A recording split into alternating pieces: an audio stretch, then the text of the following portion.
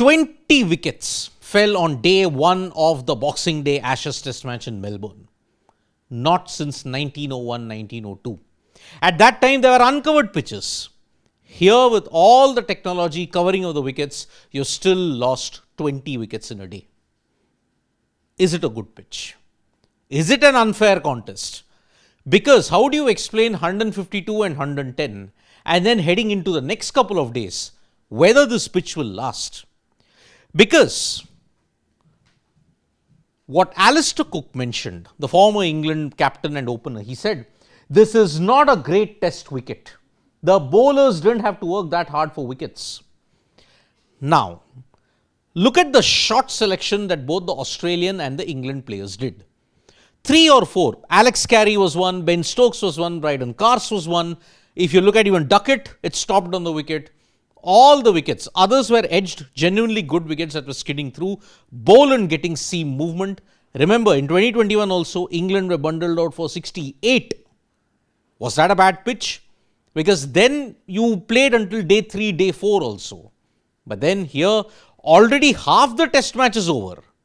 And this is where, is Alastair Cook's point meritorious? That yes, the bowlers did not have to work that hard for wickets.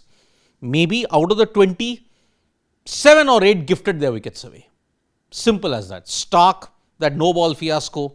Then you had Duckett, you had Carse, you had Stokes, you had Alex Carey. Steve Smith was undone by a beauty. Rest of the others, when you look at it, loose shots. Travis Head chopped it on. Jake Weatherall strangled down the leg side. So yes, it's an even Steven contest when you have to look at it. But then, Michael Vaughan, the former captain, mentioned, I don't like seeing a pitch do so much. I thought that was unfair for the batters.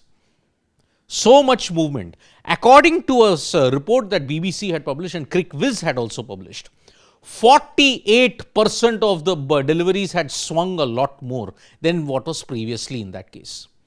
The Melbourne pitch against India was a true sporting wicket. It had something for the batters and the bowlers every time. But here, already the bowlers had dominated the contest. Are we going to see some dominance of the batters on day 2 and day 3? Because if the match ends in 2 days, then you should call this pitch a poor pitch at Melbourne. It can't be that it gets a very good rating. Because that is what Kevin Peterson in his tweet had mentioned. Peterson mentioned, India always gets hammered when wickets fall like crazy on day 1 of a test, and so I hope that Australia gets the same scrutiny. Fair is fair. What do you do at this point in time?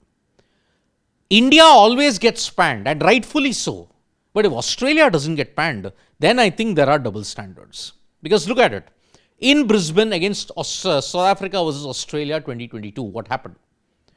A match ended in 2.5 days. You saw wickets falling, 35 wickets falling in 2.5 days. That pitch was given an average rating, whereas Indore was given a poor rating.